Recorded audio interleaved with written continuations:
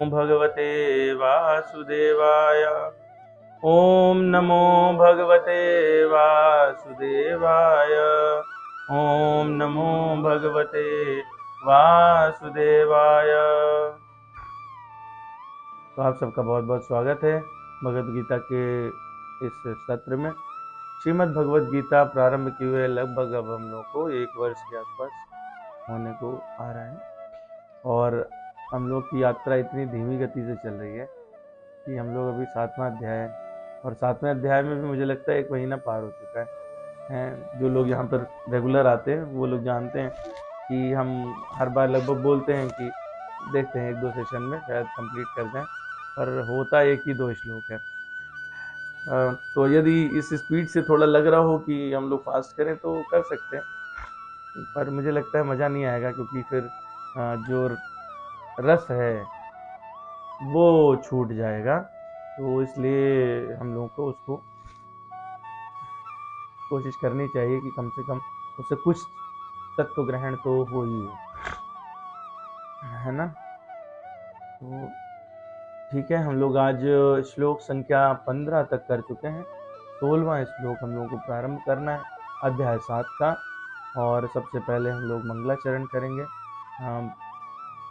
और उससे भी पहले उन सभी पूर्व आचार्यों को, संतों को जो प्रातः स्मरणीय हैं, उनको कोटि कोटि नमन, साष्टांग प्रणाम करता हूँ, जिनके उच्छिष्ट स्वरूप, जिनके अनुभव से बहुत सारे ग्रंथ आए, और जिन ग्रंथों को पढ़ के हम कुछ इस दिशा में प्रयास कर पाते हैं, बढ़ने का हम लोगों के लिए संभव हो पाता है। तो उनके चरणों में कोटि कोटि प्रणाम और नमन, और उनसे और आप सभी के चरणों में वंदन करते हुए ये प्रार्थना है कि मुझे ऐसा आशीर्वाद दें कि मैं जो भी कहूँ वो शास्त्र सम्मत हो, शास्त्र के द्वारा पूरित हो, कुछ भी अन्यथा मेरे मुख से ना निकले। और यदि कुछ भी मेरे मुंह से वो निकलता है जो शास्त्रोक्त है, तो ये सब उन सभी पूर्व आचार्यों की कृपा है और उन्हीं के द्वारा कहा गया है। यदि कोई त्रुटि होती है तो वो मेरी है, और मुझे छोटा समझकर आप सब क्षमा करेंगे, ऐसी मुझे आशा है। तो और आप सब दयालु हैं तो मुझे क्षमा जरूर करेंगे। तो हम लोग प्रारंभ करते हैं। पहले हम लोग हमेशा की तरह मंगलाचरण करेंगे और उसके बाद में फिर आगे बढ़ेंगे। वर्णानामर्थसङ्घानां रसानां छन्दसामपि मङ्गलानां च कर्तारौ वन्दे वाणी विनायकौ। भवानी शङ्करौ वन्दे श्रद्धा विश्वासरूपिणौ। याभ्यां विना न पश्यन्ति सिद्धा स्वान्तस्तमीश्वरम्। वन्दे बोधमयं नित्यं गुरुं शङ्कररूपिणम्। यमाश्रितो हि वक्रोऽपि चन्द्रः सर्वत्र वन्दते। सीतारामगुणग्राम पुण्यारण्यविहारिणो वन्दे विशुद्धविज्ञानौ कवीशर्कपीश्वरो। वागर्तास्विव सम्पृक्तौ वागर्तप्रतिपत्तये वागर्ता सम्पृक्तौ वागर्त प्रतिपत्तये जगता पितरौ वन्दे पार्वती परमेश्वरौ। कर्पूरगौरं करुणावतारं संसारसारं भुजगेन्द्रहारं सदा वसन्तं हृदयारविन्दे भवं भवानी सहितं नमामि। ॐ अज्ञानतिमिरान्धस्य ज्ञानाञ्जनशलाकया चक्षुरुन्मीलितं येन तस्मै श्रीगुरवे नमः। श्रीचैतन्यमनोभीष्टं स्थापितं येन भूतले स्वयं रूपा कदा मह्यं ददाति स्वपदान्तिकम्। वन्देऽहं श्रीगुरो श्रीयुतपदकमलं श्रीगुरून् वैष्णवांश। श्रीरूपं साग्रजातं सहगणरघुनाथान्वितं तं सजीवं साद्वैतं सावधूतं परिजनसहितं कृष्णचैतन्यदेवं श्रीराधाकृष्णपादान् सहगणललिता श्रीविशाखान्वितांश। हे कृष्ण करुणा सिंधु दीन बंधु जगतपते गोपेश गोपिका कांत राधा कांत नमोस्तुते। तप्त कांचन गौरांगी राधे वृंदावनेश्वरी वृषभानुसुते देवी प्रणमामि हरिप्रिये। वाञ्छाकल्पतरुभ्यश्च कृपा सिन्धुभ्यैव च पतितानां पावनेभ्यो वैष्णवेभ्यो नमो नमः। श्री कृष्ण चैतन्य प्रभु नित्यानंद श्री अद्वैत गदाधर श्रीवासादि गौर भक्त वृंद। हरे कृष्ण कृष्ण कृष्ण हरे हरे हरे राम राम राम हरे हरे। शान्ताकारं भुजगशयनं पद्मनाभं सुरेशं विश्वाधारं गगनसदृशं मेघवर्णं शुभांगं लक्ष्मीकान्तं कमलनयनं योगविध्यानगम्यं वन्दे विष्णुं भोगहरं सर्वलोकैकनाथं।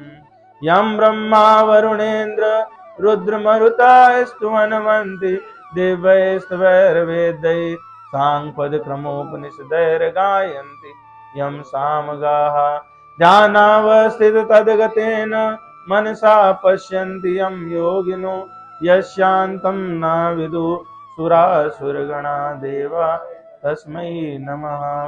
गुरुर्ब्रह्मा गुरुर्विष्णु गुरुर्देवो महेश्वरा गुरुर्साक्षात् परब्रह्म तस्मै श्री गुरुवे नमः। ओम वेदाय गुरुदेवाय विद्महे परम गुरुवे धीमहि तन्नो गुरु प्रचोदयात्। ओम परम तत्वाय नारायणाय गुरुभ्यो नमः। ओम गं गुरुभ्यो नमः। ओम गुरुभ्यो नमः। बोले सद्गुरुदेव महाराज की जय। वृंदावन बिहारी लाल की जय। श्री सीताराम भगवान की जय। उमापति महादेव की जय। पवन सुत हनुमान की जय। तो हम लोग थोड़ा सा यहाँ से वापस चलते हैं श्लोक संख्या 14 से। तो हम लोगों ने देखा था वहां पर भगवान ने कहा दैवी होशा गुणमयी मम माया दुरत्या मामेव ये प्रपद्यन्ते माया में ताम तरन्ति हैं। तो ये किसकी माया है? माया मेरी है, इसलिए इसकी प्रकृति दैवी हो जाती। और चूंकि ये मेरी माया है इसलिए इसको ये कैसी है? दुस्तर है, पार करने में मुश्किल है। और कौन लोग इसको पार कर सकते हैं? वही लोग इसको पार कर सकते हैं जो मेरी शरण लेते हैं। माँ में भी ये प्रपद्यन्ते माया में ताम तरन्ति। तो हम लोगों ने ये भी देखा था कि हमारी स्थिति कुछ ऐसी है जैसी इस बद्ध जीव की इसमें दिखाई गई। इस बद्ध जीव का मतलब ये नहीं है अपन लोग भी बद्ध जीव ही हैं, ठीक है, ऐसे ही हैं। और हमको कैसे छूट पाएंगे? जब हम पुकार करेंगे और भगवान जो है या तो गुरुदेव को माध्यम बना करके या किसी को भी हमारे गुरु रूप में या भगवान स्वयं को योजना बना के इस बंधन से छुड़ाएंगे। तो हमको तब तक पुकार करते रहना है जब तक भगवान हमको इस बंधन से छुड़ा न दें। तो हम समझ गए कि शरणागति किसकी लेनी है? वो भगवान के श्री चरणों की शरणागति लेनी है। फिर आगे हम लोगों ने देखा कि दो तरह के लोग थे, दुष्कृतिना और सुकृतिना। तो दुष्कृतिना के विषय में हम लोगों ने पिछली बार चर्चा की और भगवान ने बताया कि 4 प्रकार के लोग जो मेरी शरण कभी नहीं ग्रहण करते वो कौन थे? न माम दुष्कृतिनो मूढ़ा प्रपद्यन्ते नराधमा माया अपहत अज्ञाना आसुरम भावम आशिता। है तो कौन कौन हुए? कौन कौन वो 4 लोग हुए?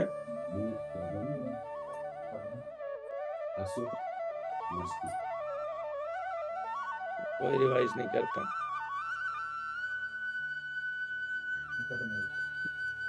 मूढ़ यानी निपट मूर्ख, ठीक है। न माम दुष्कृतिनो मूढ़ा, मूढ़ प्रपद्यन्ते नराधमा, नराधम मनुष्य में अधम, मायापहत अज्ञान जिनका ज्ञान माया द्वारा हर लिया गया, आसुरम भावम आशिता।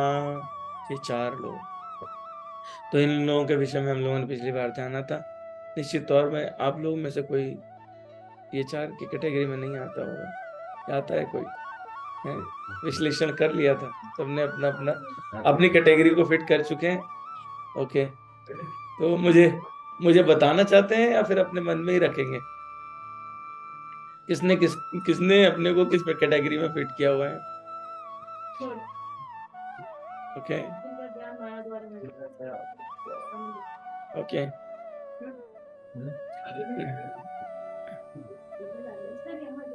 निपट मूर्ख कोई नहीं मानता अपने आप को, और नराधम कोई अपने को नहीं मानता। ओके, ठीक है।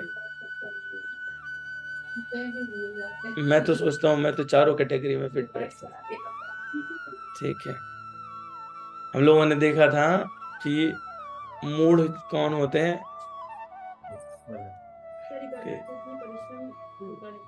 ठीक है, फिर हम लोगों ने इसके कैरेक्टर देखे कि वो लोग जो श्रम करते हैं, नहीं जानते कि किसके लिए कर रहे हैं, सिर्फ छोटी सी घास के लिए, वो पूरा जीवन उसी में कचर में लगे रहते हैं, और एक दिन उसका सारा फायदा उनका मालिक उठा लेता है। फिर हम लोगों ने देखा नराधम कौन होता है। नराधम वो व्यक्ति हैं जो भगवत मार्ग पे नहीं चल रहे, उनके पास टाइम नहीं है।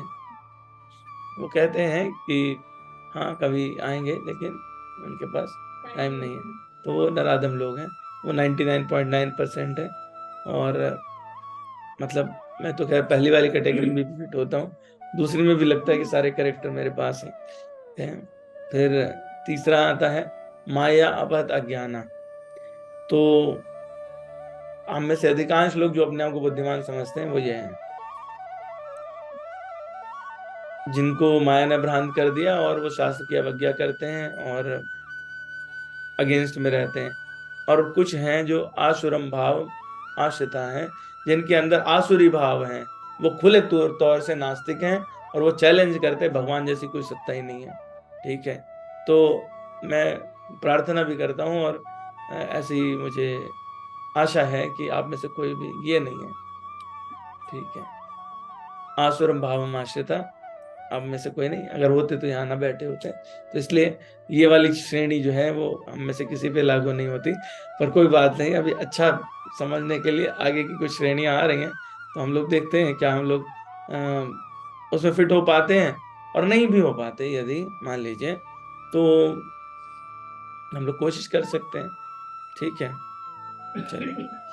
तो भगवान जो है आगे क्या कहते हैं, चतुर्विधा भजन्ते माम जनाः सुकृतिनो अर्जुन आर्तो जिज्ञासुरे अर्थार्थी ज्ञानी च भरतर्षभा। हे भरत श्रेष्ठ, चतुर्विधा भजन्ते माम जनाः सुकृतिनो अर्जुन। तो यहाँ पर दो विशेषण अर्जुन के लिए इस्तेमाल हुए। एक बार उन्होंने अर्जुन कहा और दूसरी बार भरतर्षभ का, दो नाम लिए हैं एक ही श्लोक में। भगवान ने अर्जुन के दो नाम लिए हैं। तो क्या कहते हैं, भरत श्रेष्ठ 4 प्रकार के पुण्यात्मा मेरी सेवा करते हैं। सुकृतिना हम लोगों ने देखा, जो लोग शास्त्र सम्मत व्यवहार करते हैं वो क्या कहलाते हैं, सुकृतिना कहलाते हैं, यानी सुकृति करने वाले लोग, यानी उनको हम लोग पुण्यात्मा कह सकते हैं या पवित्र आत्मा कह सकते हैं। तो ये 4 प्रकार के होते हैं, आर्त, जिज्ञासु, अर्थार्थी तथा ज्ञानी। अच्छा, पिछले वाले जो थे हम लोग देखा हमने, तो उनके क्या वापस लौटने के कोई चांस है? पिछली बार भी सवाल पूछा था कि वो क्या कभी शरणागति ले सकते हैं।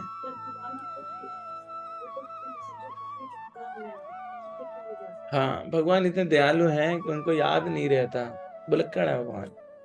ठीक है, हम लोग कहते हैं ना कि हमें कुछ याद नहीं रहता,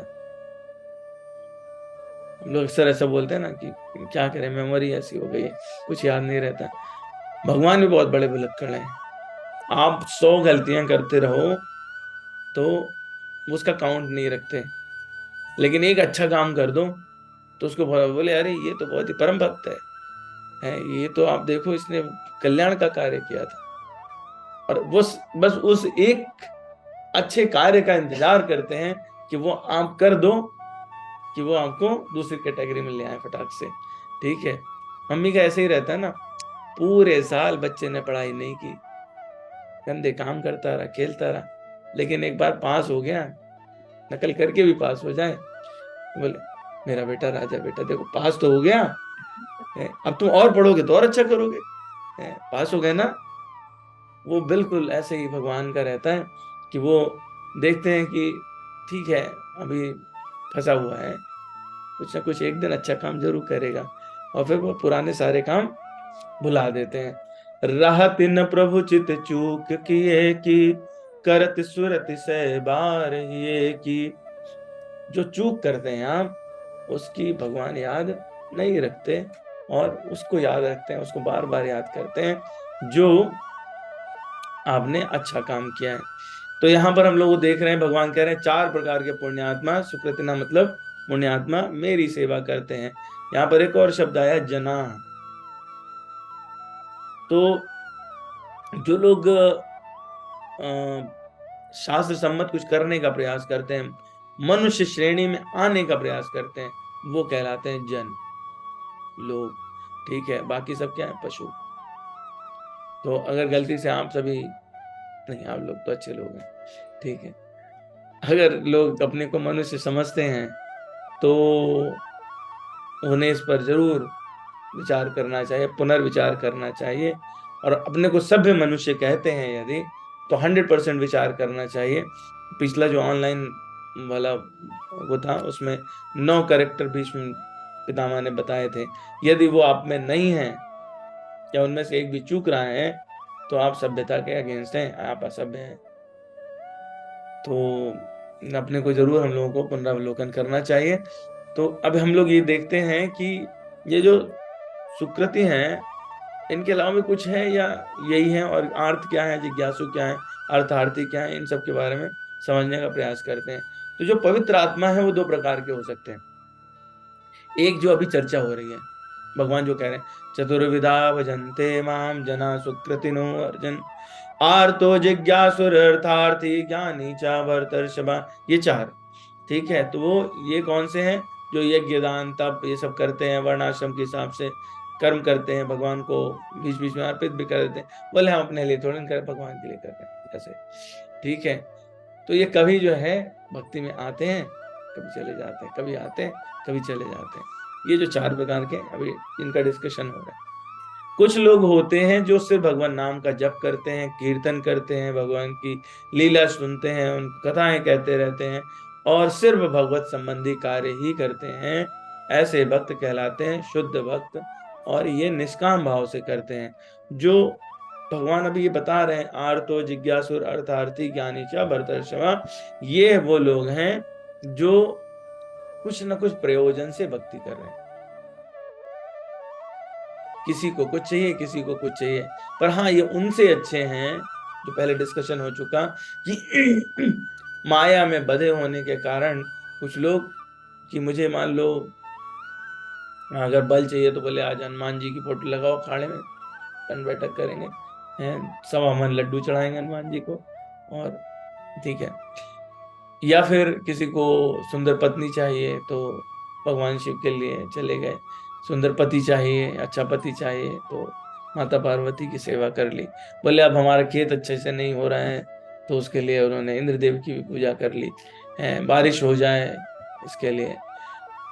तो जो इस प्रकार से देवताओं में भ्रमित होते रहते हैं, उनसे ये बेहतर है, ये जो 4 हैं उनसे ये बेहतर है कि वो भगवान के पास आकर के, मतलब पड़ोसी से खाना ना मांग के अपने घर में अपने पिता से ही मांग रहे हैं।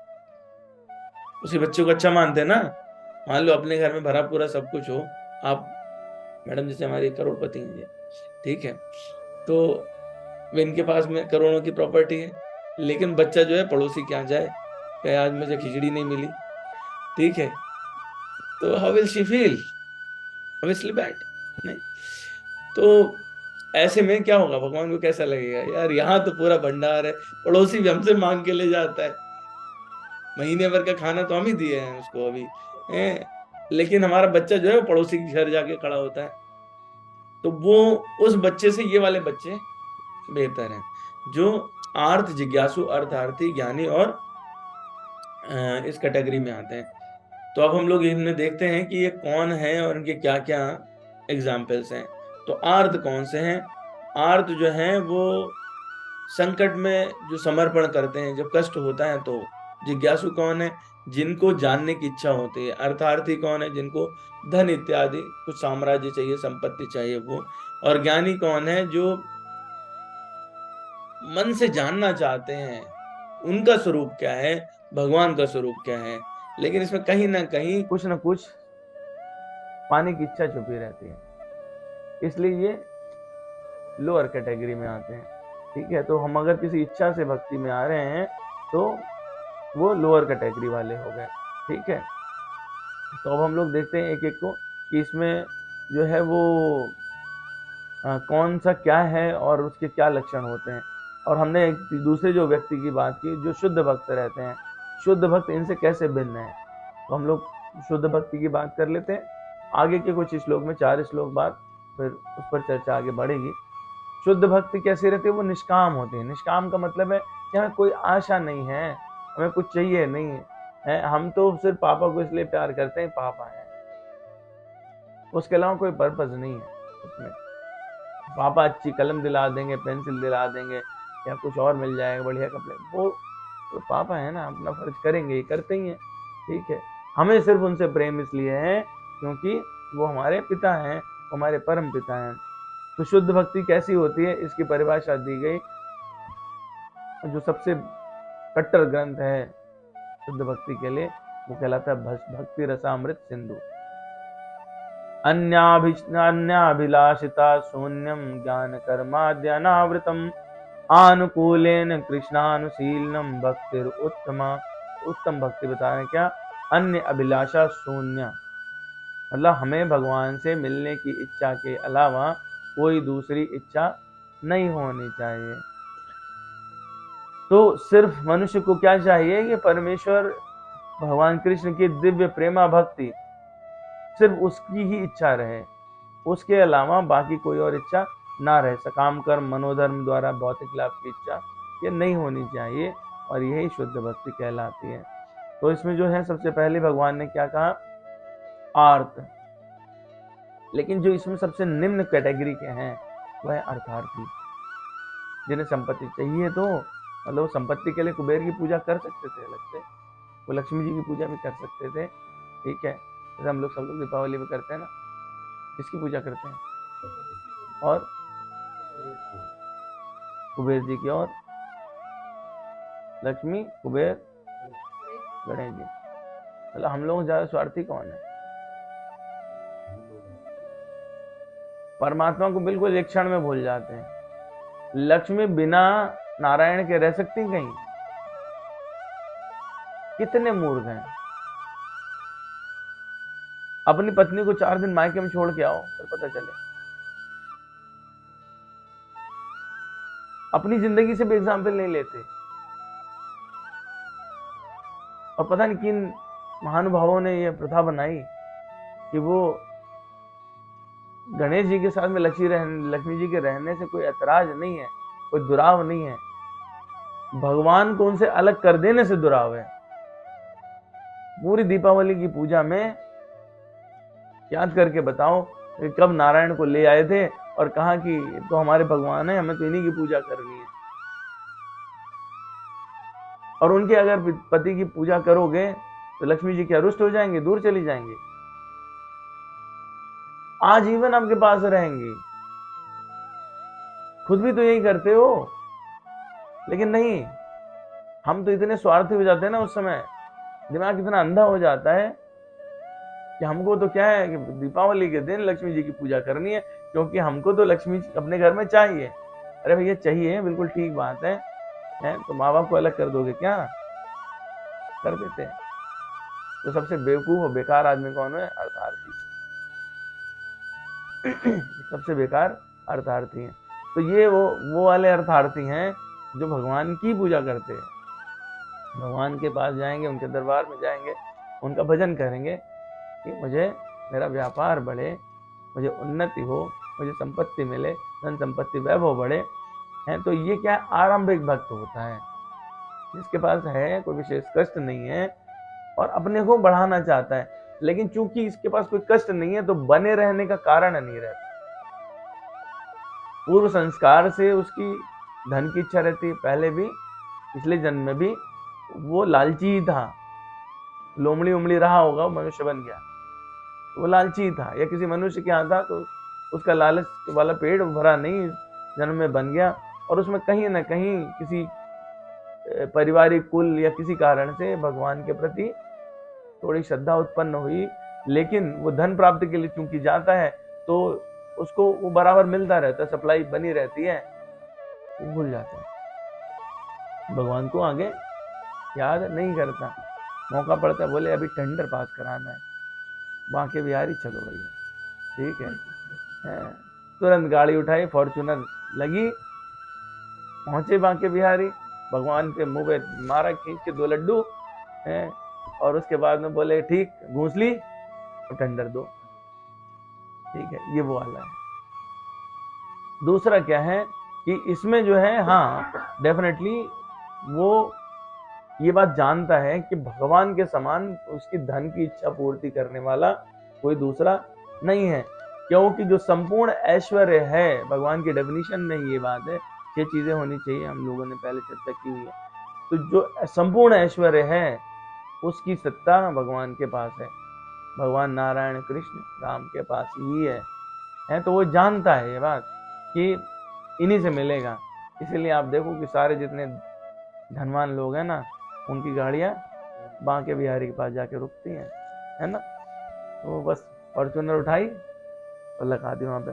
तो वो इस तरह से भगवत स्वरूप का जब कीर्तन भी कभी कभी करता है, ध्यान भी करता है, और धन प्राप्ति करने के लिए भगवान पर उसकी निष्ठा है, विश्वास रहता है, बार बार जाता है और कभी वहां पे शुद्ध भक्त के कांटेक्ट में आ जाता है, उसके मन में इच्छा जागृत हो जाती है, बढ़ जाती है, तो वो परिवर्तित हो सकता है। लेकिन जो 4 हैं उनमें सबसे लोएस्ट कैटेगरी का अर्थार्थी है। इसके एक एग्जाम्पल है ध्रुव महाराज। ध्रुव महाराज की कथा आप लोग जानते हैं? ध्रुव महाराज की कथा नहीं बताई थी। तो ध्रुव महाराज की कथा ये है कि उनके ध्रुव जी के जो है 2 माताएं थी, उनके पिता के 2 पत्नियां थी। तो एक दिन उनको अपने पिता की गोद में, जो कि राजा थे, उनके गोद में बैठने की इच्छा हुई, और जो दूसरी उनकी सौतेली माँ थी, उन्होंने उनकी गोद में बैठने नहीं दिया। उन्होंने ध्रुव से कहा कि तूने अभागिन के यहाँ जन्म लिया है, तेरी माँ अभागिन है, तूने उसके यहाँ जन्म लिया है, इसलिए तू राजा की गोद में बैठने का अधिकारी नहीं है। और जब ये ध्रुव ने ये सब बातें सुनी, 5 वर्ष के बालक है, तो उन्होंने अपनी माँ से जाके कहा कि माँ ऐसे ऐसे माँ कह रही थी, और मैं क्या इतना अभागा हूँ कि मैं उनकी अपने पिता की गोद में नहीं बैठ सकता, मेरा भैया तो उनकी गोद में बैठ के खेलता रहता है, और हमारी माता तो बोली नहीं नहीं माँ तेरी बुरी नहीं है, लेकिन हाँ कुछ मेरे ही कारण से ऐसा है, तो मैं ही कुछ बुरी हूँ। बोलता नहीं माँ तू तो बुरी नहीं है, तू तो इतनी अच्छी है, तू मेरे लिए पूरा दिन ध्यान रखती है, कभी किसी को बुरा भला नहीं कहती, फिर भी मेरे साथ ऐसा हो रहा है, तब भी मुझे बैठने नहीं दे रहे वहाँ पे।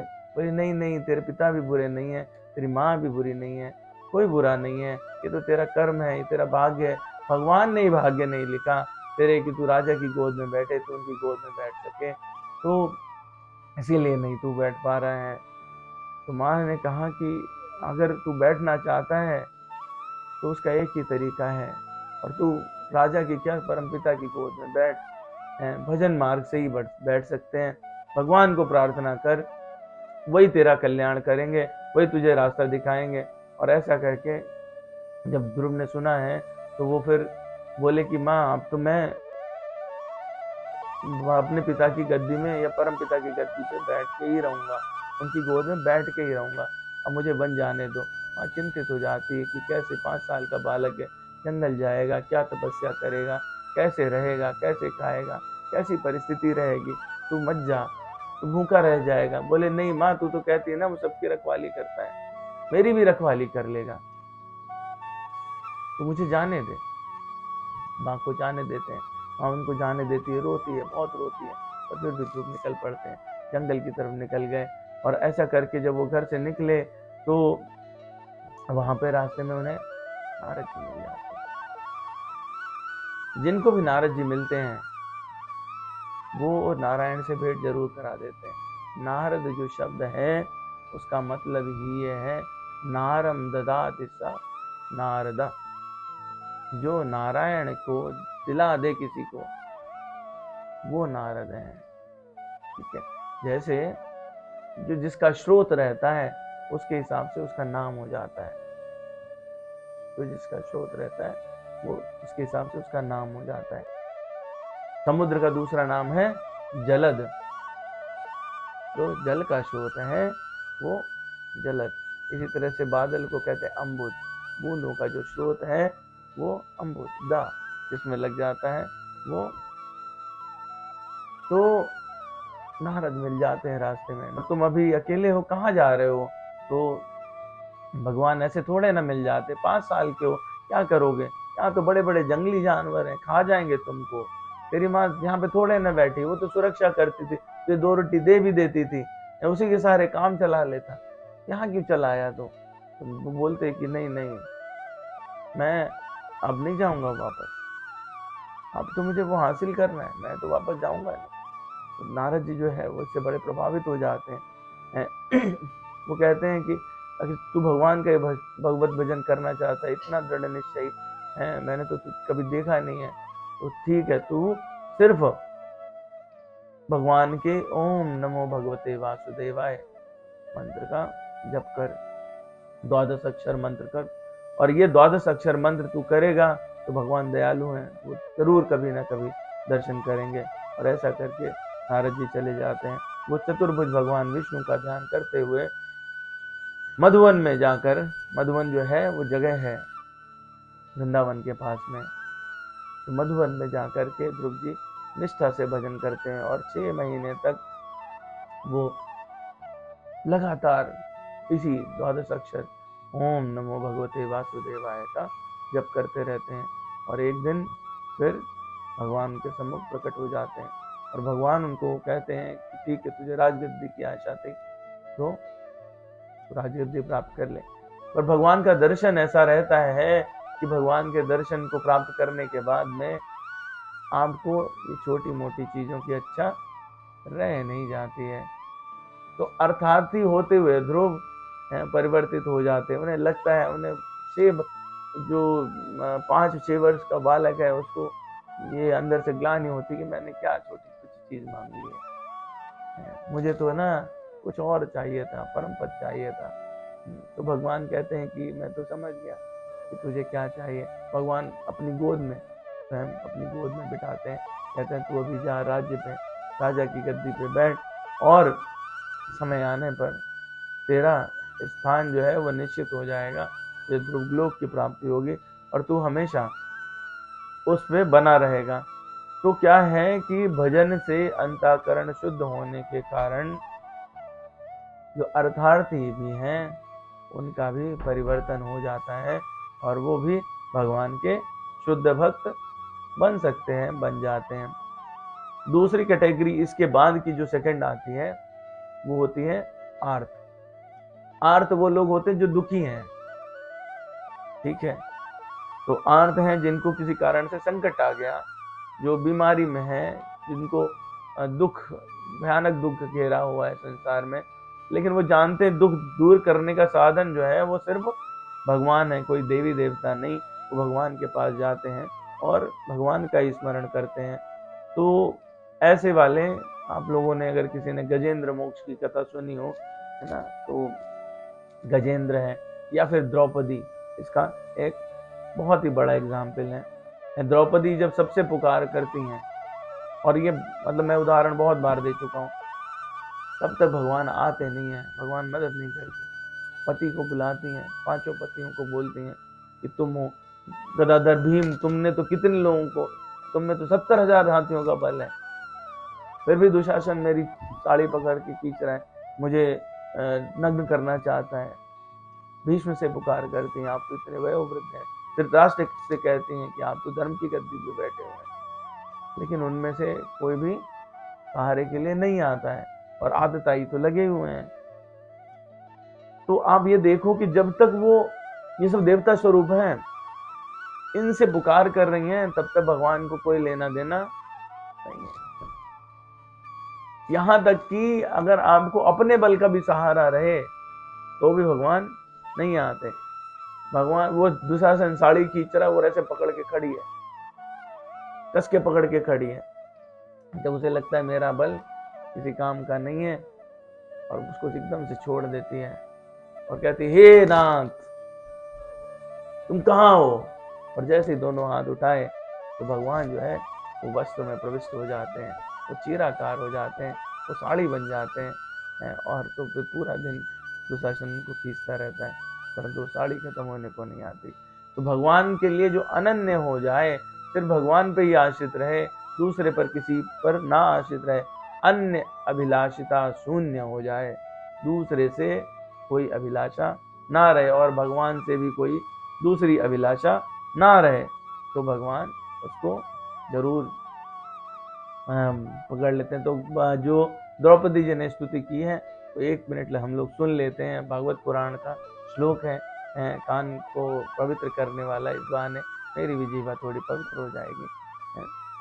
गोविंद द्वारका वासिन कृष्ण गोपी जन प्रिया, कौरवेह परिभूताम माम किम न जानसि केशव।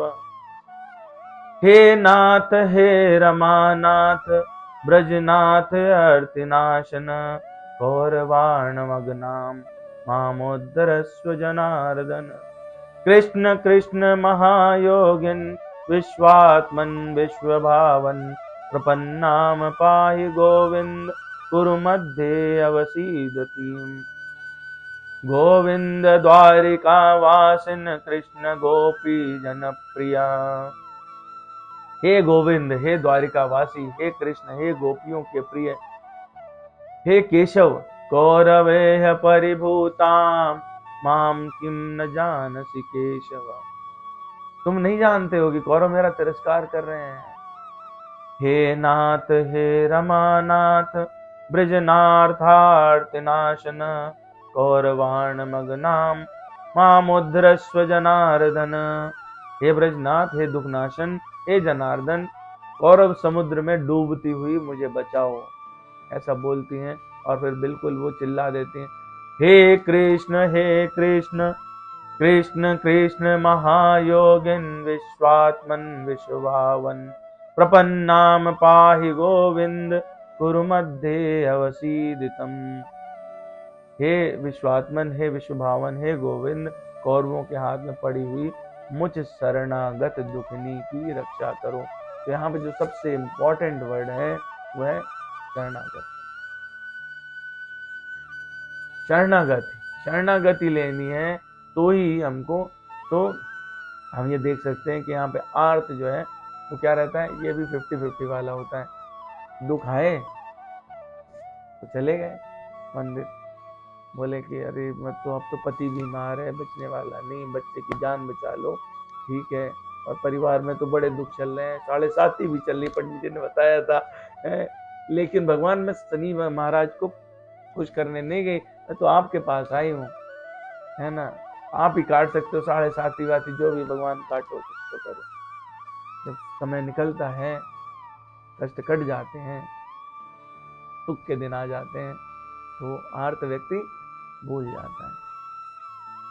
कबीरदास जी कहते हैं ना, दुख में सुमिरन सब करे, सुख में करे न कोई, जो सुख में भी सुमिरन करे, तो दुख काहे को होए, है ना। तो इस तरह से आर्त व्यक्ति भी जो है, लेकिन जब उसका सब तरफ से सहारा छूट जाए, ऐसा समय आता है, द्रौपदी के साथ हुआ, तो वो शरणागत ले लेते हैं और शुद्ध भक्त बन सकते हैं। बात यहाँ पर दोनों बातें आप देखते चलो कि ये 4 हैं जो पवित्र आत्मा या पूर्ण आत्मा कहला रहे हैं, लेकिन इनके कन्वर्ट होने का चांस है। जो दुष्कृतिन लोग थे उनमें सेल्फ कन्वर्जन का चांस बहुत कम था, यहाँ पे सेल्फ कन्वर्जन का चांस बहुत ज्यादा है, बढ़ जाते हैं। अब आते हैं जिज्ञासु। आपने मुझसे 2 सेशन पहले पूछा था, जिज्ञासु इनसे कोई बेहतर होते हैं। जिज्ञासु कैसे होते हैं? जिज्ञासु वैसे होते हैं जैसे हमारी माताएं जाती हैं मॉल में, और विंडो शॉपिंग करती हैं। देखे तो कहते हैं ट्राई करके देख लेते, खरीदना थोड़ा है ना। उसे बोले कि अच्छा ठीक है, चाट तो बढ़िया बना रहा है, खाने नहीं जाएंगे, चाट तो बढ़िया बना रहा है। तो ऐसे ही बोले ये तो कॉस्मेटिक की शॉप, जाके पूछ के आते रेट कैसे हैं, एक दिन का कितना लेती हैं आप वो करने का।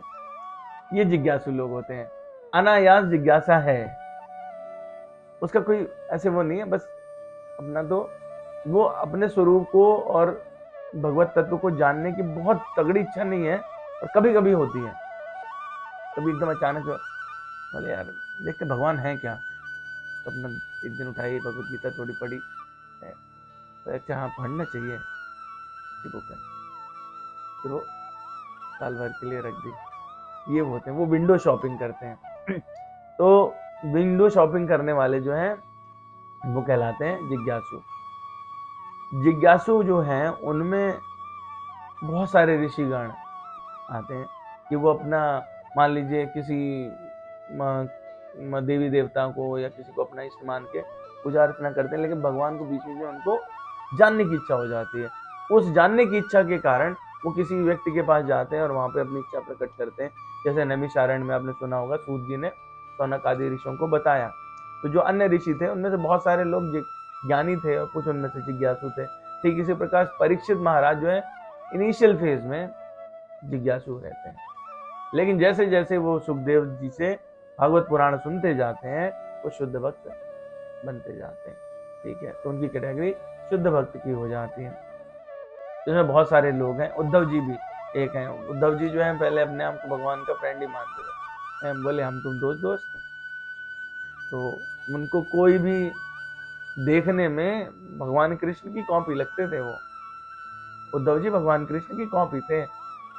इसी कारण कभी इस बात पे चर्चा करें, गोपियों को विरह हुआ, बहुत भगवान को बड़ी याद आई, वहां से लेटर आया, तो भगवान ने कहा तुम चले जाओ। उद्धव जी ने भी सोचा कि चले जाएंगे, हमको देख के गोपियां कंफ्यूज हो जाएंगी, और गोपियां तो क्या महाभागा गोपियां हैं, उन्होंने पट पहचान लिया उद्धव जी हैं ये। तो उद्धव जी रूप स्वरूप में भगवान जैसे थे और अपने आप को भगवान का मित्र मानते थे, तो उन्हें ये भावना बहुत थी नहीं कि ये भगवान है। जब इच्छा हुई तो भगवान और उद्धव जी का संवाद हुआ, और उस संवाद में उन्हें परिचय होता है कि ये तो भगवान है, हम जिनके साथ में जिंदगी भर ऐसे गुल्ली डंडा खेलते रहे, वो हमारे साथ में भगवान थे। तो परीक्षित और इस तरह के जो एग्जाम्पल है वो क्या है, वो जिज्ञासु है। और एक फिर आती है लास्ट कैटेगरी ज्ञानी। तो अर्थार्थी, ज्ञानी, आर्थ और जिज्ञासु, इनसे ऊपर जो है वो क्या है, ज्ञानी आते हैं। इसीलिए भगवान ने इनको अलग कर दिया। जैसे कभी होता है ना, आप बताते हैं कि आप कहीं भी जा सकते हैं, घूमने जाना है, किसी को आपने पूछा, आपसे पूछा उन्होंने, हाँ हाँ आप चले जाओ, बनारस चले जाओ, कलकत्ता चले जाओ, लखनऊ भी ठीक जगह है, और दिल्ली भी जा सकते हो। तो बोलते हैं ना, बोले क्या खा सकते हैं, बोले करेला खा सकते हो, लौकी खा सकते हो, तुरई खा सकते हो, और सीताफल भी खा सकते हो। तो जब हम और लगा के कुछ बोलते हैं तो उसकी विशिष्टता हो जाती है। भगवान ने ऐसे क्या कहा, आर्तो जिज्ञासुर अर्थार्थी ज्ञानी च। तो ज्ञानी को भगवान ने थोड़ा अलग कर दिया। तो जो ज्ञानी हैं वो क्या है, ज्ञानी ऐसे होते हैं, ये सारे भक्त हैं, ये सब ऐसा नहीं कि आर्थ जिज्ञासु अर्थार्थी ये भक्त नहीं है, पर ये शुद्ध भक्त नहीं है। भक्त हैं, शुद्ध भक्त वो है जिसमें कोई अभिलाषा नहीं है, सिर्फ भगवान की सेवा करनी, कोई अभिलाषा नहीं है। तो ये भक्त हैं, तो इनका क्या रहता है कि ये अनुकूल से अनुकूल, प्रतिकूल से परिस्थिति, घटना, व्यक्ति सब में भगवत स्वरूप ही देखते हैं।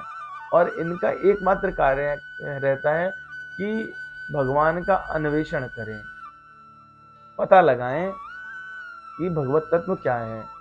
तो अंदर से उत्कट उनको इस बात की इच्छा रहती है कि भगवत तत्व को जाने, लेकिन जानने की एक पराकाष्ठा है, उसके ऊपर नहीं जा सकते ये। तो वहां पर क्या रहता है कि जैसे भगवान में अपने लिए अनुकूलता प्राप्त करने के लिए या प्रतिकूलता हटाने के लिए या बोध प्राप्त करने के लिए जरा भी इच्छा हो, तो आदमी इस मार्ग में आगे बढ़ता है, धीरे धीरे उनमें प्रेम का प्राकट्य होगा। होता है ना, आप किसी से मिलते रहो, कोई बड़ा ज्ञानी व्यक्ति हो और आप उससे मिलते रहो, इन्फ्लुएंस होते हैं ना हमें, और किसी दिन आपको पता चले वो नहीं रहा तो रोने भी लगते हो। ठीक है, क्यों? प्रेम हो जाता है उससे। तो वो जो है धीरे धीरे प्रेम में मस्त होने लगते हैं।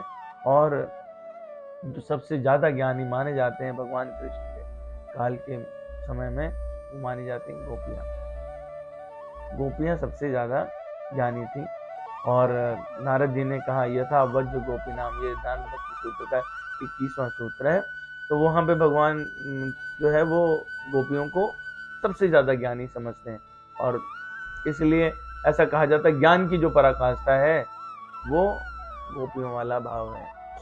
लेकिन जब इससे भी ऊपर बढ़ते हैं, क्योंकि ज्ञानी जो है उनकी पराकाष्ठा क्या हो गई, वो हो गई ब्रह्म की प्राप्ति। ज्ञान से आप ब्रह्म को जान लेते हैं, ब्रह्म को प्राप्त कर सकते हैं। ब्रह्म से ऊपर परमात्मा और भगवान तक पहुंचने का मार्ग ज्ञान नहीं रह जाता। ज्ञान को प्रेम में परिवर्तित होना पड़ता है, ज्ञान को भक्ति में परिवर्तित होना पड़ता है। तो जब ये परिवर्तित हो जाती हैं तो फिर ये हो जाते हैं शुद्ध भक्त। तो गोपियां जो हैं जब एकदम भगवान में लीन हो गई, लीन होने का अर्थ है कि उनको हर जगह भगवान ही भगवान दिखते थे। सारी स्टोरी हम लोग सुनते हैं, जानते हैं। तो इसी को कहते हैं कि वो भगवत प्राप्त हो गए। भक्ति भाव इतना बढ़ गया कि उन्हें पेड़ पौधे सब में भगवान के दर्शन होते हैं। गोपी गीत के पढ़े तो इस बात को समझ सकेंगे। तो ज्ञानियों में जो आते हैं वो कौन है? सुखदेव जी हैं, सनकादिक हैं, नारद जी हैं, भीष्म जी हैं, ये सब ज्ञानी हैं। प्रहलाद ये भी ज्ञानी है। ये सारे जो है इसी चीज को प्रैक्टिस करते हुए, जो सुखदेव जी थे तो वो इनिशियली भक्त नहीं थे। सुखदेव जी का जब जन्म हुआ तो वो व्यास मुनि के पुत्र हैं, महर्षि वेदव्यास के। और महर्षि वेदव्यास के यहाँ जब उनका जन्म हुआ तो वो एकदम विरक्त थे। वो वेदव्यास को उनसे आसक्ति हो गई, और जैसे ही पैदा हुआ उसके बाद बस बोले कि अब तुम्हें जंगल जाना है। माता पिता कुछ होते नहीं, ज्ञानियों की यही स्थिति होती है। बोले ब्रह्म होता है, जीव है, परमात्मा है, कुछ और नहीं है, तो जंगल जाना है। पिताजी दौड़े पीछे उनके कि बालक है मेरा, बालक कहाँ जा रहा है? बोले बालक कब, पता नहीं कितनी बार तुम मेरे बालक रहे, मैं तुम्हारा बालक रहा है, ये सब फालतू बातें नहीं, तुम मोह में फंसे हुए हो। वेदव्यास वो जिन्होंने सारे पुराण और इन सब के रचे, उनको सुखदेव जी ने ऐसा कहा और अपना चल दिया। तो सुखदेव जी ने उनको ज्ञान दिया, लेकिन बाद में भगवत कथा में ही उनको भगवत दर्शन होना शुरू हो जाते हैं और वो शुद्ध भक्त बन जाते हैं।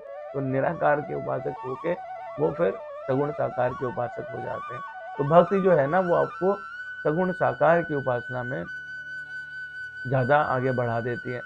तो अगर हम लोग इसको देखें कि ये बात समझ लें कि जो धन की इच्छा है या दुख दूर करने की, यानी अर्थार्थी है, चाहे आर्त है, या जिज्ञासा पूर्ति करने की चाहे जिज्ञासु है, ये सब लेकर भगवान की तरफ अगर बढ़ते हैं तो उनमें भगवान का प्रेम जागृत होने लगता है और वो भक्त कहलाने लगते हैं। लेकिन अगर जरा भी आया उनके मन में कि अन्य उपाय से भी ये हो सकता है, भगवान के अलावा दूसरे उपाय से भी हो सकता है, जिज्ञासा की पूर्ति हो सकती है, दुख दूर हो सकता है, तो उनमें फिर प्रेम जागृत नहीं होता और वो आगे इस मार्ग से बढ़ नहीं पाते हैं। तो अब हमारे पास में एक प्रश्न आता है कि इन सब में जो चार हैं, हम में से पहले तो हम अपने को देखें कि हम इन चार में से क्या हैं, हम हैं इन चार में या पीछे वाले में थे। ठीक। दूसरी बात है कि इन चार में सबसे अच्छा कौन है?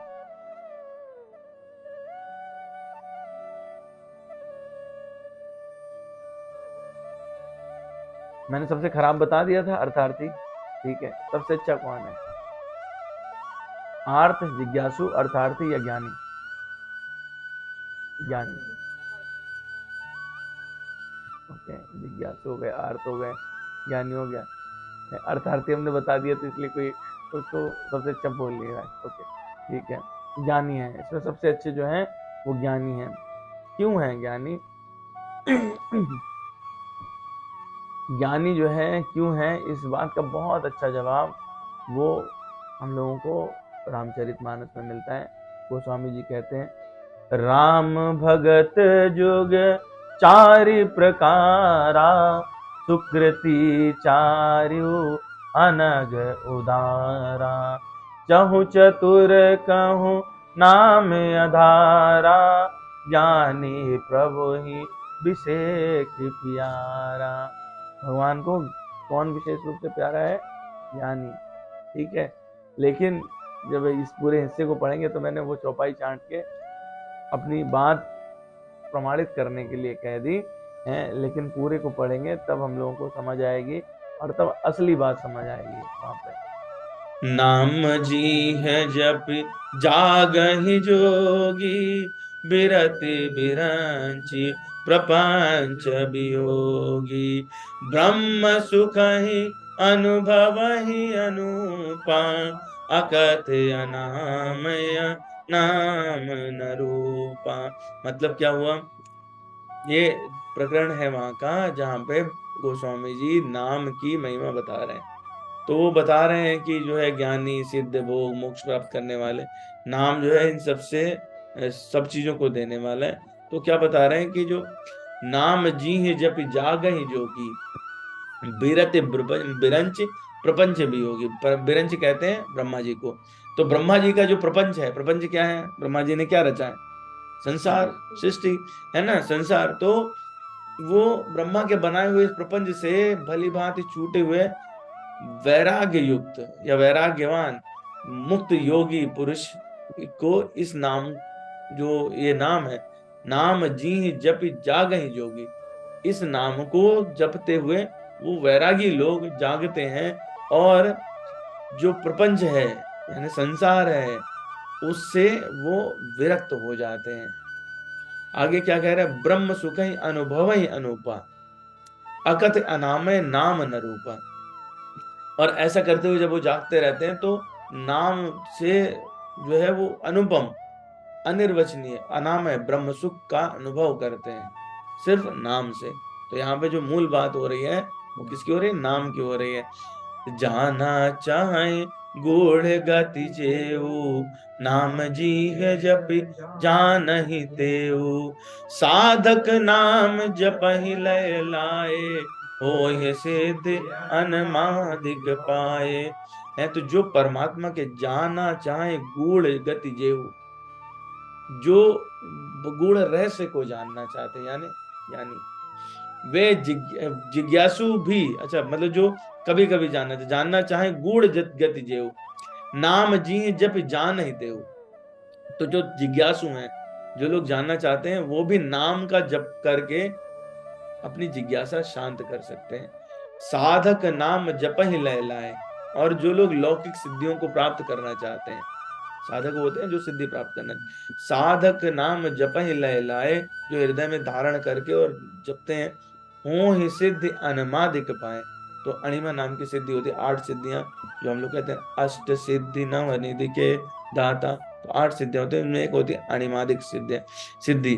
तो वो मतलब ये उनमें श्रेष्ठ सिद्धि मानी जाती है, इसलिए गोस्वामी जी ने तो कह रहे हैं अणिमा आदि 8 सिद्धियों को प्राप्त करके सिद्ध हो सकते हैं। जपहि नाम जन आरत भारी, मिटहि कुसंकट होहि सुखारी। अगर नाम को जो आर्त लोग हैं, दुखी हैं, वो भी जप करते हैं तो उससे सारे संकट कट जाते हैं। जपहि नाम जन आरत भारी, मिटहि कुसंकट होहि सुखारी। राम भगत जग चारि प्रकारा, सुकृति चार्यु अनग उदारा। तो श्री राम के प्रति भक्त रखने वाले 4 प्रकार के लोग हैं और वो चारों प्रकार से पुण्यात्मा, पाप रहित और उदार हैं। तो मतलब ये लोग बुरे लोग नहीं है, अच्छे लोग हैं। आगे भगवान क्या कहते? चहु चतुर कहु नाम अधारा, ज्ञानी प्रभु विषेक प्यारा। और इन चारों चतुर भक्तों, ये चारों चतुर हैं, चारों में ही सबसे चतुर कौन है? ज्ञानी। भगवान उसको विशेष रूप से प्रेम करते हैं, करीब रखते हैं। चहु जुग चहु श्रुति ना प्रभाव, कल विषेक नहीं आन उपाव। चारों युगों में नाम का विशेष प्रभाव है। पहले के कुछ युग में वेदों का प्रभाव था, लेकिन वेदों का प्रभाव उतना नहीं है जितना चारों ही युग में नाम का प्रभाव है। और अगर आप कलयुग की कल विषय के नहीं आन उपाय, कलयुग की बात कर रहे हैं तो इसके अलावा कोई दूसरा राम नाम के अलावा उपाय नहीं है। और इसके बाद में बात आती है शुद्ध भक्त की, जो अभी हम लोग चर्चा कर रहे थे। सकल कामना हीन जे राम भगति रसलीन, नाम सुप्रेम पीयूष हद तिन्हु किए मन मीन। तो जो सब प्रकार की कामनाओं से रहित हैं, जो हम लोगों ने वो श्लोक किया था, अन्य अभिलाषिता शून्यम, कोई दूसरी अभिलाषा ना हो, जो सब प्रकार की भोग और मोक्ष की भी, यानी उन्हें मोक्ष भी नहीं चाहिए, भोग तो नहीं चाहिए, मोक्ष भी नहीं चाहिए, उनसे रहित है और भगवान राम की भक्ति में लीन है। नाम जो है उन्होंने उस सुंदर अमृत को उसके सरोवर में अपने मन की मछली को तैरा दिया है, उस नाम में ही डूबे रहते हैं।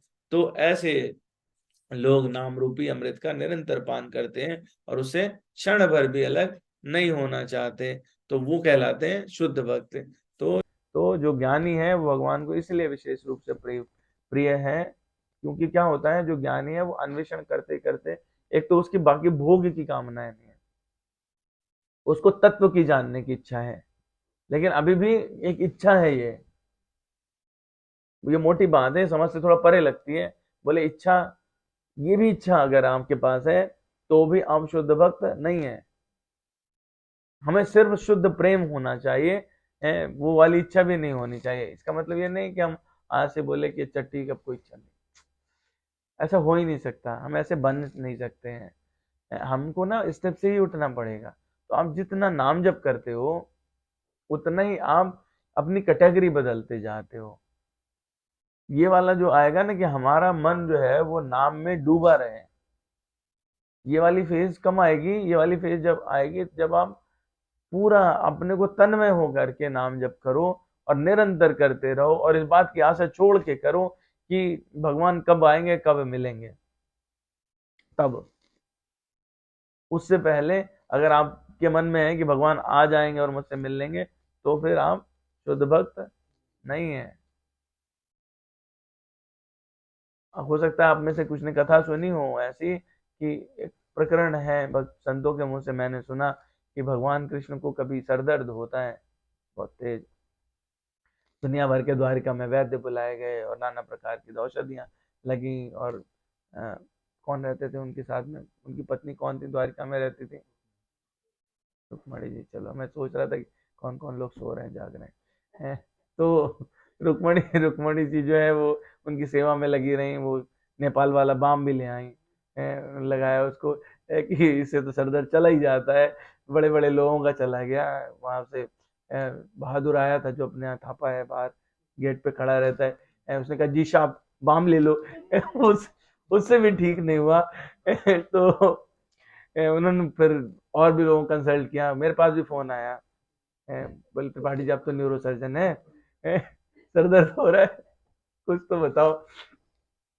पर अपने पास से भी कुछ फायदा नहीं हुआ। तो फिर रुक्मणी जी ने पूछा कि कैसे आपका दर्द कैसे जाए? भगवान बोले कि पहले वहां तो था गोकुल में, तो गोपियां चारों तरफ रहती थी, किसी की भी चरण रज मिल जाए माथे पर रगड़ लेता था, ठीक हो जाता था। अगर वो रज मिल जाए मुझे तो मेरा सर दर्द ठीक हो जाए। प्रकरण ही क्यों आया?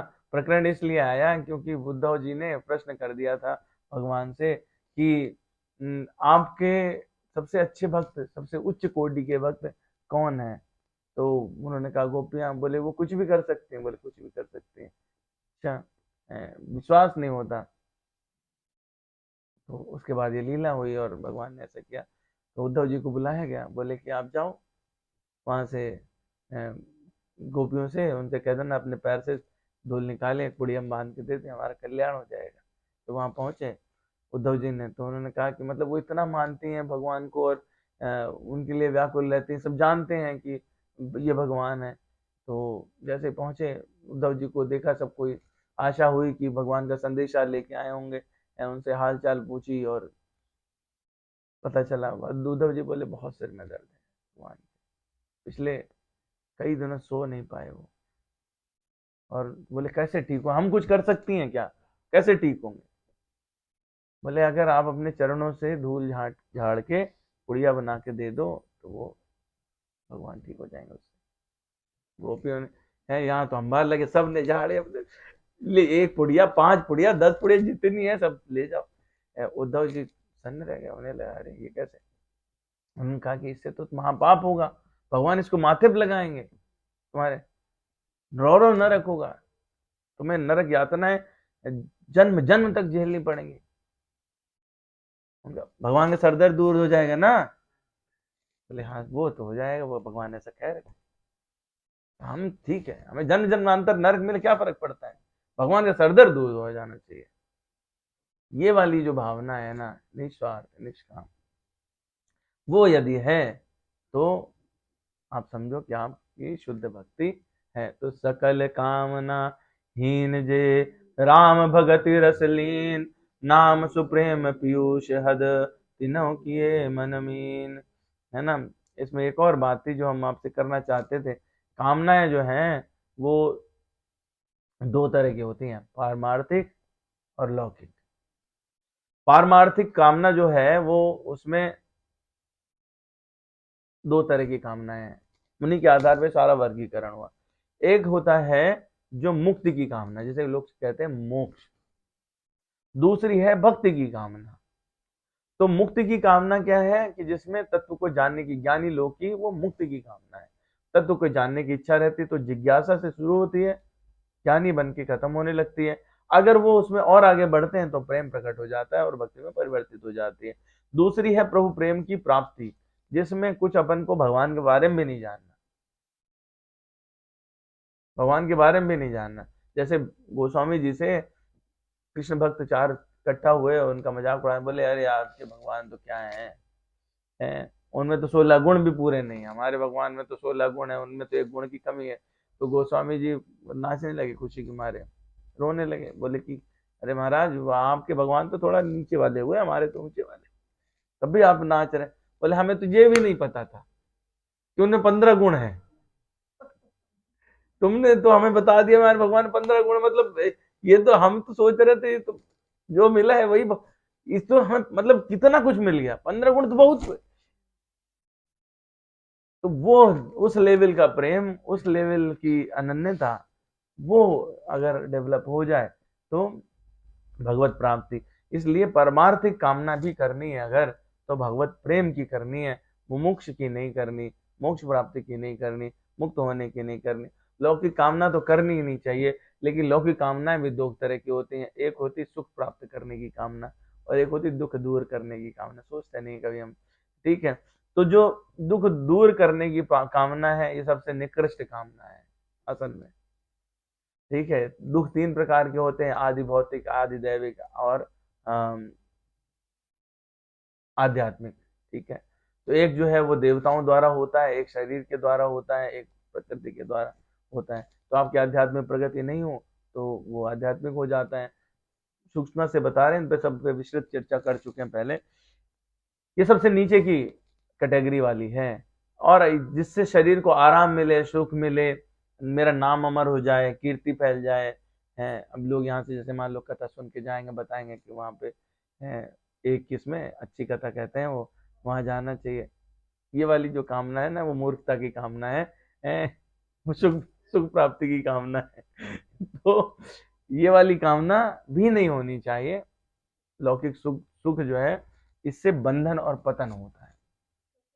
इस कामना से भी कि अगर मन में इच्छा है कि मेरा, हमने 100 कंबल बांटे, लोगों को पता चले उसमें नाम लिखवा दिया नीचे, है ना डॉक्टर साहब, है तो ये पतन का रास्ता है।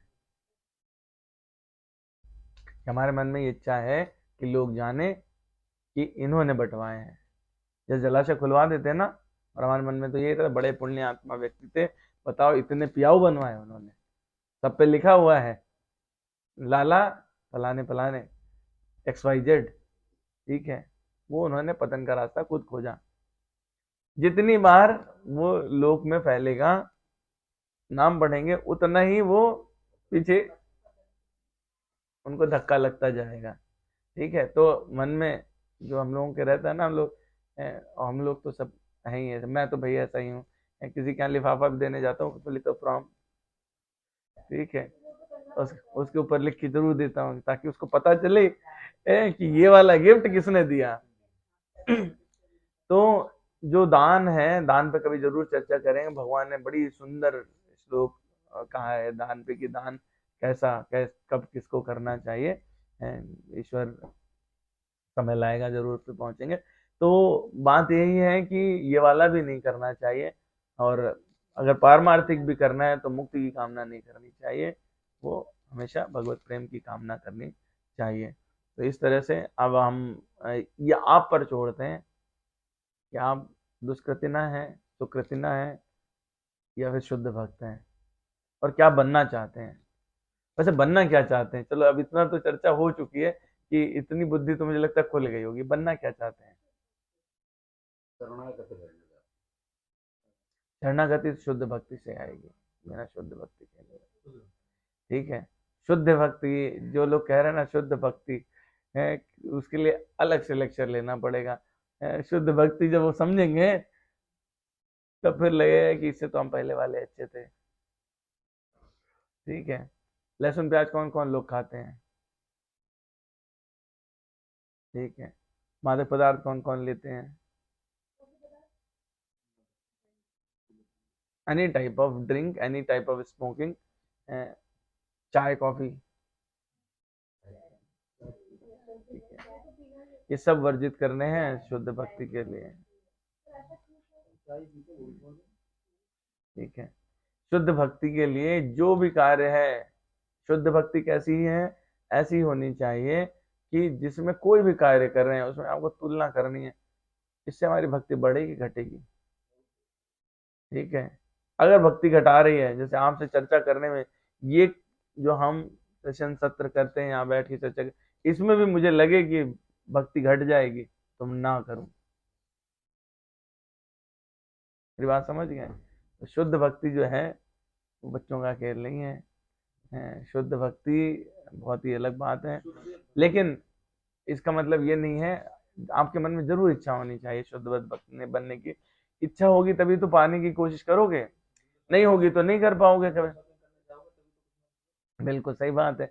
घुसे शोरूम में है और किसी दिन भगवान की झलक मिल गई गलती से, ठीक है। नारद जी ऐसे नारद जी थोड़े बन गए, ठीक है। नारद जी ऐसे नारद जी नहीं बन गए। कभी नारद जी की बात डिस्कस करेंगे। नारद जी पूर्व जन्म में गंधर्व थे, बहुत सारी स्त्रियों के साथ में रमण करते थे, ठीक है। नारद जी हैं, तो भगवान की झलक मिल जाती है। आप कभी विंडो शॉपिंग करने जाते हो और फिर वो है ना, परफ्यूम मन में बस जाता है, वो कोट पैंट मन में बस जाता है, वो ड्रेस मन में बस जाती है, वो पर्स मन में बस, जिसके भी जो मन में बस जाए, ठीक है। हरि को छोड़ के बाकी सब मन में बसता है, हरि नहीं बसते, हरि नहीं बसते हैं, बाकी सब बस जाते हैं, लेकिन बाई चांस हरि बस जाए, ठीक है। बांके बिहारी जाने की इच्छा, वृंदावन जाने की इच्छा इसलिए होनी चाहिए कि किसी दिन हरि हमारे मन में बस जाए, और उससे भी ज्यादा इच्छा तो होनी चाहिए कि हम हरि के मन में बस जाए, ठीक है। और हम हरि के मन में कब बस जाएंगे? पिता को वैसे सभी बच्चे प्यारे होते हैं, लेकिन कोई विशेष प्यारा रहता है, ठीक है। विशेष प्यारा वही रहता है जो उनकी आज्ञा का पूर्णता पालन करे, ठीक है। वो आज्ञा क्या है? वो आज्ञा भगवत गीता में 700 श्लोक है। जो भी व्यक्ति ये 700 श्लोक में भगवान ने जो कहा उसका पालन करता है, वो भगवान का आज्ञाकारी पुत्र हो जाता है, ठीक है। और ये तो हमें पता ही है कि फिर उसी को जो है अपना उत्तराधिकारी अंगीकार करना, ये सब रहता है वो शुद्ध भक्ति की कैटेगरी में। तो हमारे लिए मतलब भगवान ने बहुत छोटी सी शर्त रखी है, 700 श्लोक हैं, बस वो फॉलो करने हैं, ठीक है। इजी सा काम दिया भगवान ने, ज्यादा कुछ नहीं कहा। 45 मिनट में भगवत गीता कही थी, 700 श्लोक बोले, उनको आप पढ़िए, उनके हिसाब से अपना जीवन चलाइए, ठीक है। शुद्ध शुद्ध भक्ति में प्रवेश कर जाएंगे डेफिनेटली। होता क्या है, इसको दूसरी तरह से देखिए। हम लोग पहले भी चर्चा कर चुके हैं 12वें 10वें श्लोक के अंतर्गत कि परमात्मा का आपके हृदय में निवास है, नित्य निवास है। बिना परमात्मा के जीवन ही नहीं है। भगवान ने 2 शक्तियां दी, बात यहीं से शुरू हुई थी ना, अपरा और परा। अपरा जो है जड़ है, उसमें परा का जब प्रवेश हो जाता है तो यानी भगवत तत्व का प्रवेश होता है, वो जीव का प्रवेश होता है, जीवात्मा का प्रवेश हुआ और वो शरीर चलने लगा। भगवान तो विद्यमान है आपके हृदय में हमेशा से। आपकी जो इच्छा होती है भगवान उसको नोट करते हैं। पिताजी बच्चे की इच्छा को नोट करते हैं ना, बोले अच्छा इसने आइसक्रीम देखी थी, अच्छा करते हो, जो भी पिता है माता है वो सब जानते हैं बात को, हैं बच्चे की नजर पे नजर रखते हैं। उधर से निकले बोले ये वाली आइसक्रीम देखी थी, ठीक है हमारे बच्चे को भाई चलो दे देते हैं। लेकिन उसमें इस बात का वजन जरूर करते हैं, बोले भाई ठंडी ज्यादा है, कल दिन में दिलाएंगे। तो भगवान आपकी हर कामना पे उनकी नजर है, और जब आप वो इच्छा करते हो तो वो उसको देखते हैं। लेकिन भगवान कामनाएं पूरी नहीं करते, आपकी आवश्यकता पूरी करते हैं। माता पिता ऐसे ही करते हैं ना। बच्चे को तो क्या है, हमारी बेटी तो कहती है कि हमें 16 दरवाजे वाली कार चाहिए, ठीक है। तो कामनाएं नहीं पूरी कर सकते आप, आवश्यकता पूरी कर सकते हैं। भगवान आपकी आवश्यकता पूरी करते हैं। तो आपके हृदय में जो भी आप कामना करते हो उसमें देखते हैं आवश्यक क्या है, उस हिस्से को पूरा करते हैं। आप भगवान के पास जाते हो और उनसे पूछ मांगते हो तो आपकी आवश्यकता थोड़ा अर्ली हो सकता है पूरी कर दे, कामना नहीं पूरी होती। अब क्या है इसमें कि आपने वो आवश्यकता या इच्छा हमेशा विपरीत दिशा की अगर रखी, तो भगवान सोच लेते हैं लड़का हमारा लौबड़ हो गया है, ठीक है चलो तुम गुंडई कर लो, चलो अब जाओ, ठीक है तुम्हारी इच्छा तो गुंडई की है ना। रोज मेरी भी कल या परसों ही चर्चा हो रही थी कि मन बुद्धि चित्त अहंकार और बाकी इंद्रियां वो किस तरह से कार्य करती हैं। उसमें परमात्मा का भी सहयोग फिर इस तरह से वो कभी चाहते नहीं आप गलत काम करो, लेकिन जब आप प्रबल इच्छा दृढ़ इच्छा जाहिर कर देते हो, जिद्दिया जाते हैं ना बच्चे, बोले मैं तो मिट्टी खाऊंगा, तो खा, तू खा के देख, खा खा के देख, कीड़े पड़ेंगे पेट में पता चलेगा, ठीक है। और बच्चा फिर कोयला मुंह में रख लेता है, दांत में खिसखिस आता है, तकलीफ होती है। तो ये जो चीज है वो इस प्रकार से है। तो अगर आप इन रास्तों पे बढ़ते हैं, पुण्य आत्मा जो जिस तरह के कार्य करते हैं, तो आपका स्टेप वाइज धीरे धीरे उत्थान होने लगता है। और जो क्रक्स की बात है वो गोस्वामी जी ने बता दी है, ठीक है। बिल्कुल इसको एकदम दिल में बिठा लीजिए। सकल कामनाहीन जे राम भगति रसलीन, नाम सुप्रेम पीयूष हद तिनहु किए मन मीन। करना क्या है, श्री राम जय राम जय जय राम, श्री राम जय राम जय जय राम, श्री राम जय राम जय जय राम, श्री राम जय राम जय जय राम, श्री राम जय राम जय जय राम, श्री राम जय राम जय जय राम, श्री राम जय जय राम, श्री राम जय जय राम, श्री राम जय जय राम, श्री राम जय जय राम, श्री राम जय जय राम। गीता शास्त्रमिदं पुण्यं या पठेत् प्रेता पुमान्, विष्णु पद्मवाप्नोति भय शोकादिवर्जिता। गीताध्ययनशीलस्य प्राणायाम परस्य च, नैव सन्ति पापानि पूर्वजन्म कृतानि च। मलनिर्मोचनं पुंसां जलस्ना दिने दिने, सकृद् गीताम्बसि स्नानं संसार मल्लाशनम्। गीता सुगीता कर्तव्या किमन्यै शास्त्र विस्तरै, या स्वयं पद्मनाभस्य मुख पद्मादनिशिता। भारतामृत सर्वस्वं विष्णोर्वक्त्रादनिशितम्, गीता गंगोदकं पीत्वा पुनर्जन्म विद्यते। सर्वोपनिषदो गावो दोग्धा गोपाल नंदना, पार्थो वत्सा सुधीर भोक्ता दुग्धम गीतामृतम महत्। एकम शास्त्रम देवकी पुत्र गीतम में को, देवो देवकी पुत्रेवा एको मंत्रस्तस्य नामानि, यानि कर्मापेकम तस्य देवस्य सुतं सेवा। बोलिए वृंदावन बिहारी लाल की जय, जय जय श्री राधा श्याम सुंदर भगवान की, जय श्री सीताराम भगवान की, पवन सुत हनुमान की, उमापति महादेव की, सब तीर्थों की, तीर्थराज प्रयाग की, वृंदावन धाम की, परम पावन अयोध्या नगरी की, सबको तारने वाली काशी नगरी की, चित्रकूट धाम की, चक्र तीर्थ नैमिषारण्य की, गंगा मैया की, यमुना मैया की, सरयू माई की, गौ माता की, सब संतों की, समस्त वैष्णवों की, यहाँ पर उपस्थित सभी भक्तों की, ऑनलाइन भक्तों की, जय जय श्री सीताराम, जय जय श्री सीता।